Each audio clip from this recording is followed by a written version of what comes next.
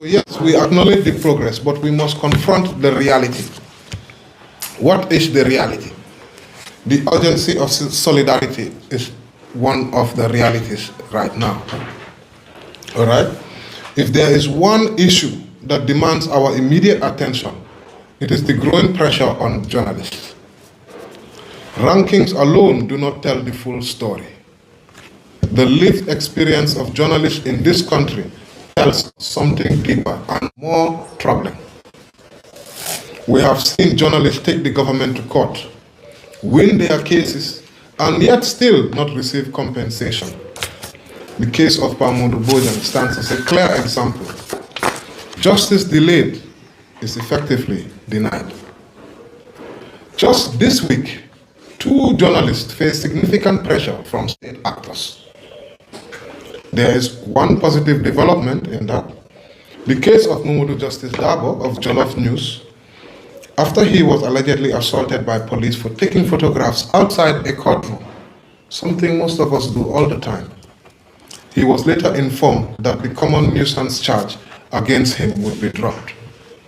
He's been going to police, reporting every other week. Now, that outcome did not just happen alone in a vacuum, right? This is because of collective attention and intervention. GOMA, particularly, we stepped in to render our support, and we're continuing to support him. His case is a reminder that solidarity works. By now, maybe he would have been going to court, which is what we don't want. But not all cases are resolved so quickly. Keba and Sumane of the Alkamba Times continues to face detention, defamation charges, with proceedings adjourned to 1st June 2026.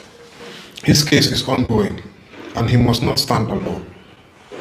On Monday, I said 2 journalists were going through this incident. These are the 2 journalists that we know about. And then there is the deeply concerning situation involving Omar P. Jallo of GRTS. One can say he is working for the state broadcaster. What is our business? But he's a journalist. And this code of conduct, it doesn't discriminate. It says all journalists, right? Many of you have seen the interview circulating publicly on iAfrica. I'm sure you have all been watching it. The allegations, if true, raise serious red flags. If the State Intelligence Agency Service detained and questioned a journalist, this would represent a direct violation of its post-2017 reform mandate, which explicitly removed powers to arrest or detain individuals. This was not supposed to be happening, man. The allegations that Omar was warned by SIS agents to reject the inclusion of the opposition is also equally alarming. So too is the claim that he was accused of being a spy for the opposition, an assertion that, if unfounded, raises serious questions about abuse of authority and political interference.